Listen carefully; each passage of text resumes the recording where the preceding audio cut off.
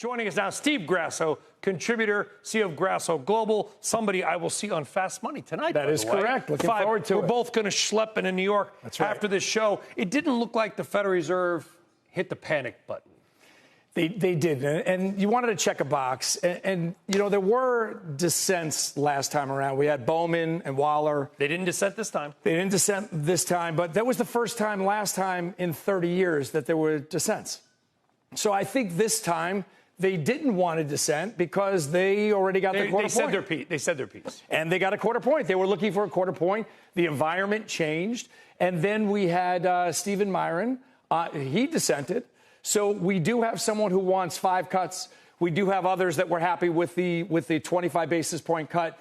But it depends on where the neutral rate is. So if the neutral rate is around 3 to 3.75, we're still very tight in monetary policy. So let's get into that a little bit, because our job, again, Steve, is to look forward. I know we're going to look into next year, right, when Jerome Powell is replaced.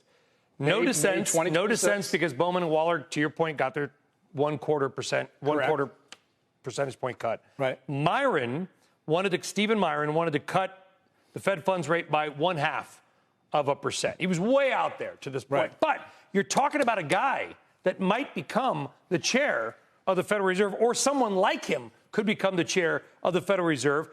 Where do we see Fed funds rates a year from now? Yeah, I think you're going to look for Fed funds rates to be around 3%. And I think that's what's really going to move the housing market or unlock the housing market. Do you know 85% of mortgage holders have a rate below 5.5%? They're not going to move unless that rate narrows considerably. They still might pay more than they are now, but it can't be 3% more. Correct. And when you think about it, we don't live in houses. We live in mortgages. We own mortgages, not the house. So in 2021, in January 2021, people wound up refinancing their mortgage rates. They got it below 3%. I think you were one of those guys probably, right? No? I'm the one who didn't. That's right. So if you think about it, you need to unlock the housing market. 5.5% unlocks the housing market because we're going in the general right direction. I think that's a big thing for the markets. So the move we're seeing, so small caps, the Russell 2000 guys, bring up the RTY, I think is the ETF for the Russell 2000. That's up 1.9%. Dom Chu hit some of the housing stocks.